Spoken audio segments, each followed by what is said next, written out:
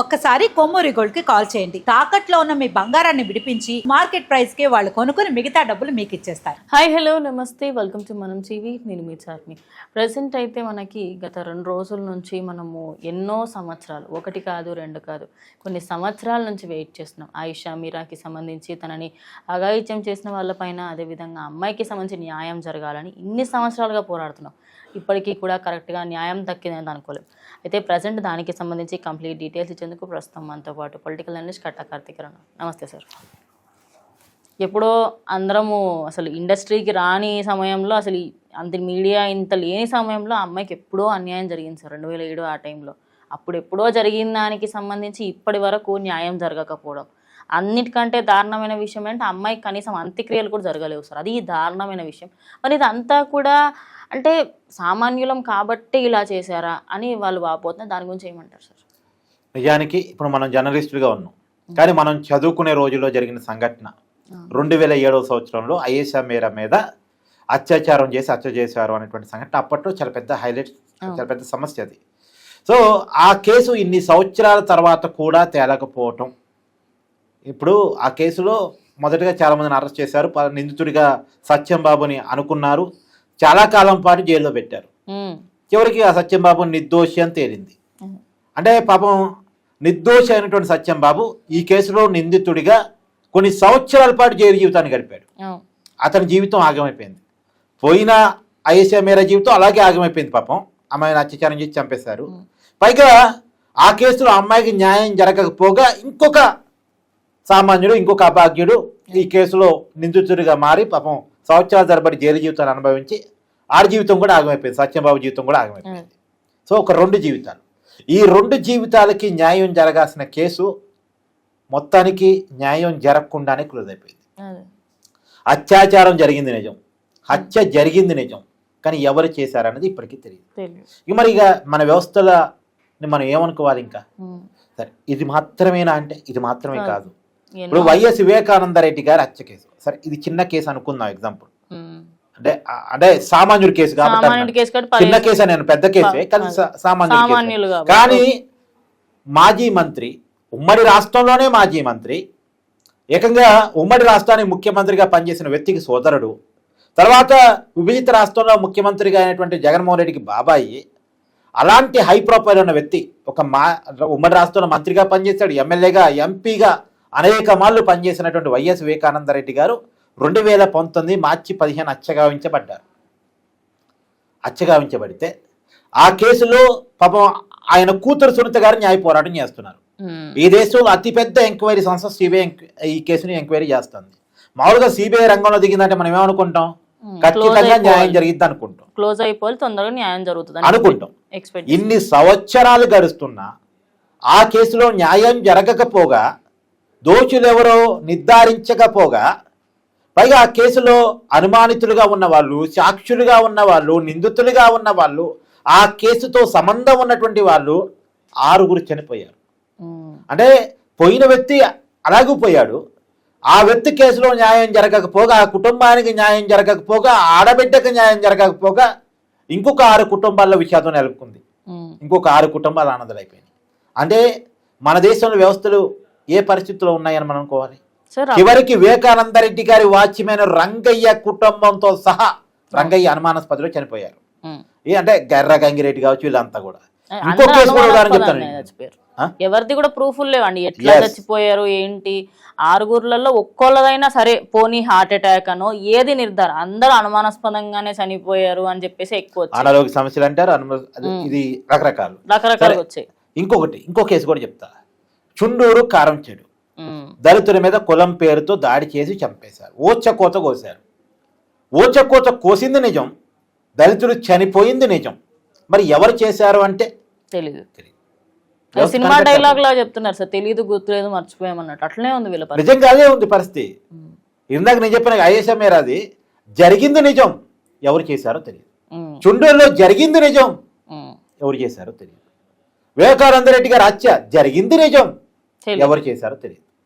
అందుకే వ్యవస్థలు ఏమైనట్టు? అది కూడా మళ్ళీ ఏమన్నా టైం తక్కువ తీసుకుంటున్నాయా? సంవత్సరాల తరబడి ల్యాగ్ చేస్తారు. సార్ 2007 అంటే కాంగ్రెస్ ప్రభుత్వము చూసింది ఈ కేసుని, ఇటు బీజేపీ ప్రభుత్వం సరే పోనీ కాంగ్రెస్ వైఫల్యం సరిగా అలా చాతగాలేదు అనుకుందాం, బీజేపీకి ఏమైంది? బీజేపీ అని ఎందుకు న్యాయం చేయలేకపోయింది ఆయిషా మీరాకు? ఈ పార్టీ ఆ పార్టీ అని కాదు, అసలు ఎందుకు న్యాయం చేయలేదు? పెద్దవాళ్ళు ఇన్వాల్వ్ అయి ఉన్నటువంటి కేసుల్లో సామాన్యులకు న్యాయం దొరకట్లేదు అనేది వాస్తవం. ఓకే, సామాన్యులు వ్యవస్థను ఇన్ఫ్లుయెన్స్ చేయగలుగుతున్నారు అనేది మన కళ్ళకు కనపడుతుంది. ఎంతసేపటికి ఇప్పుడు దిశ ఎన్కౌంటర్లో, దిశ కేసులో మనం ఎన్కౌంటర్ చూసాం. ఎందుకు చూసాం? అక్కడ ఉంది సామాన్యులు కాబట్టి, ప్రశ్నించలేని వాళ్ళు కాబట్టి చేసాం. అదే దిశ అనేటువంటి ఒక అమ్మాయిని ఒక ఎమ్మెల్యే కొడుకు, ఎంపీ కొడుకు అలాగే అత్యాచారం చేస్తే అలాగే ఎన్కౌంటర్ చేస్తారా? అసలు ఒక మంత్రి కొడుకు చేస్తే అలా చేస్తారా? ఇప్పుడు వాళ్ళు చేసిన తప్పు కాబట్టి దిశ ఎన్కౌంటర్ మనం తప్పు అనలేకపోతున్నాం, వాళ్ళు దుర్మార్గం చేశారు కాబట్టి. కానీ వాళ్ళు సామాన్యులు కాబట్టి ఎన్కౌంటర్ కాబట్టారు. వాళ్ళు పెద్దవాళ్ళు అయి ఉంటే ఆ కేసు కొన్నాళ్ళ పాటు మనకి కోపం నంచినంత కాలం లేక చేస్తారు, మన కోపం మర్చిపోయిన తర్వాత ఆ కేసులో క్లోజ్ అయిపోద్దేమో. న్యాయం జరిగి దాని గ్యారంటీ ఏంది? అంటే మన వ్యవస్థల్లో ఫెయిల్యూర్ ఉంది. న్యాయం ఎక్కడా అని ఎత్తుక్కోవాల్సిన పరిస్థితిలో మనం పడ్డాం. కారణం ఏంటంటే ఎంక్వైరీ సంస్థలు ఎవరైతే ఉన్నారో, అది పోలీస్ డిపార్ట్మెంట్ కావచ్చు, సిబిఐ కావచ్చు, ఈడీ కావచ్చు, ఇంకే డిపార్ట్మెంట్ అయినా కావచ్చు, పెద్దవాళ్ళకి లొంగిపోతుందా ఈ అనుమానం సామాన్యుడు ఖచ్చితంగా కలుగుతుంది. కానీ ఒక్క విషయం గుర్తుపెట్టుకోవాలి, సామాన్యుడికి న్యాయం జరగదనే నమ్మకం వచ్చినాడు వ్యవస్థ మీద అతనికి నమ్మకం పోతుంది. వ్యవస్థ మీద అతనికి నమ్మకం పోతుంది. ఇప్పుడు ఆయిషా మీరా తల్లికి వ్యవస్థ మీద నమ్మకం కలిగిద్దా? ఆ తల్లిని చూస్తే బాధ అనిపిస్తుంది. ఆమెమంటుంది, నేను ఇవాళ ఇంకా ఈ కేసుని లాక్ చేసుకోలేను, నా దగ్గర డబ్బులు లేవు, నా దగ్గర టైం లేదు, నా ఓపిక అంతా అయిపోయింది, నా కూతురుకి న్యాయం జరగాలని పోరాటం చేసి చేసి నా ఓపిక అయిపోయింది. ఇప్పుడు ఒక సామాన్యుడు న్యాయవాది పెట్టుకోవాలి, న్యాయవాది ఊకొస్తాడా? అతనికి కొంత పైసలు ఇవ్వాలి. వాస్తవం, అది ప్రాక్టికల్ చెప్తున్నాను నేను మీకు. ప్రాక్టికల్ డబ్బులు పెట్టాలి. పెట్టిన తర్వాత ఎంతకాలం పెడతారు? ఒక సామాన్యుడు ఎంతకాలం పెట్టగలడు, ఎంతకాలం బేర్ చేయగలడు? అవతల పెద్దవాడు ఎంతకాలమైనా పొలం చేసుకుంటూ పోతాడు. ఏముంది సార్, ఇంకా ఆ పెద్దోళ్ళు ఇంకొంచెం నీకు ఎక్కువ పైసలు తక్కువ కేసు వాపస్ తీసుకుంటే ఎంతమంది తీసుకుంటలేరు? ఎన్ని చూస్తలేం సార్ రోజు న్యూస్లలో. అవసరమైతే యువత న్యాయం అంటే మనం అనలేము, జరిగే అవకాశాలు ఉంటాయి కదా సార్ ఖచ్చితంగా. ఇలాంటి అంటే ఇక్కడ న్యాయం అనేది జరగదు అనేది ఇంకా కొన్ని సంవత్సరాలు అయితే ఓ న్యాయమా పుస్తకాలలో విన్నామనే స్టేజ్కి తీసుకొచ్చేటట్టు ఉన్నారు. అంతే అంటారా? ఒకటి మాత్రం మన వ్యవస్థల్లో ఉన్నటువంటి లోపాలు, అంటే వ్యవస్థని మనం నిందించుకోలేము భారతీయ పౌరులుగా, కానీ మన వ్యవస్థల్లో ఉన్న లోపాల మీద మనం సమగ్రంగా చర్చించుకోలేము. అంటే మన బాడీని ఎలాగైతే స్కాన్ చేసుకొని, మన బాడీలో ఉన్నటువంటి లోపాలని గుర్తుంచుకొని డాక్టర్ సలహా మేరకు సరి చేసుకుంటామో, అలాగే మన వ్యవస్థల్లో ఉన్నటువంటి లోపాలను కూడా సరి చేసుకోకపోతే ప్రజలకి వ్యవస్థల మీద ఉన్న నమ్మకాలు పోతాయి. ఖచ్చితంగా మనం ఎప్పటికప్పుడు మన బాడీని చెకప్ చేసుకొని, మన బాడీలో ఉన్నటువంటి అనారోగ్య సమస్యలు తెలుసుకొని ఎలాగైతే ట్రీట్మెంట్ తీసుకుంటా ఉంటామో, వ్యవస్థల్లో కూడా జరుగుతున్నటువంటి పొరపాట్లు, జరుగుతున్న లోపాలు గుర్తించడం, సరి చేసుకోవటం ఖచ్చితంగా అవసరం వ్యవస్థల బలోపేతం కోసం. ప్రపంచమంతా భారత్ వైపు చూస్తుంది, ప్రపంచమంతా భారత్ను కొనియాడుతుంది, ప్రపంచమంతా భారత్కు సెల్యూట్ చేస్తుంది. ఈ టైంలో బలంగా సామాన్యుడి నమ్మకాన్ని చూరగొనాల్సిన అవసరం మన వ్యవస్థలకు ఉంది. కాబట్టి వ్యవస్థలు సరి చేసుకోవాలి. ఒక అమ్మాయికి అన్యాయం జరిగితే మనం న్యాయం చేయలేని పరిస్థితిలో ఉన్నటువంటి వ్యవస్థలో మనం ఉన్నామని అనుకోవడానికి లేదు. ఈ రోజు కాని పరిస్థితులు అట్లా కనపడుతున్నాయి కాబట్టి సరి చేసుకోవాలి. జరిగిన న్యాయాలు జరిగినంత వరకు కొన్ని చేయగలిగారు, ఇంకా కొన్ని విషయాలలో అవ్వట్లేదు.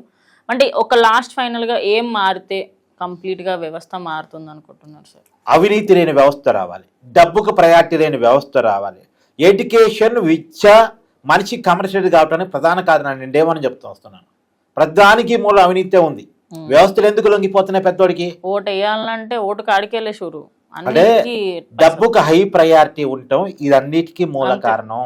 డబ్బుకు ఉన్నటువంటి ప్రయారిటీ తగ్గిపోవాలంటే ఎక్కడ స్టార్ట్ కావాలి? విద్యలో నుంచే స్టార్ట్ కావాలి, వైద్యంలో నుంచే స్టార్ట్ కావాలి. ఎందుకంటే మనం సంపాదిస్తున్న దాంట్లో 50-60% దానికే ఖర్చు పెడుతున్నాం. కాబట్టి ఈ విద్యా వైద్యం కనుక ఫ్రీగా రాగలిగితే మనిషి కమర్షియల్ మైండ్ నుంచి బయటపడతాడు. వ్యవస్థలు ఎవరికి లొంగకుండా పనిచేయడం మొదలు, అంటే మన శాలరీ మనకి సరిపోతే మనం ఇంకో డబ్బు కోసం ఆశపడాల్సిన అవసరం లేదు అనే కాడికి మనకి చేరుకుంటాడు. అలా చేరుకున్నప్పుడు ప్రతి వ్యవస్థ తను చేయాల్సిన పని తను చేసింది. ఆ పని చేసినప్పుడు ఎక్కడ అవినీతి ఉండదు, ఏ పొరపాటు ఉండదు, అంత సరే అవుతుంది. Thank you sir. సో చూసారు కదా, ఇది మొదటి వీడియో. స్టే ట్యూన్ టు మనం టీవీ.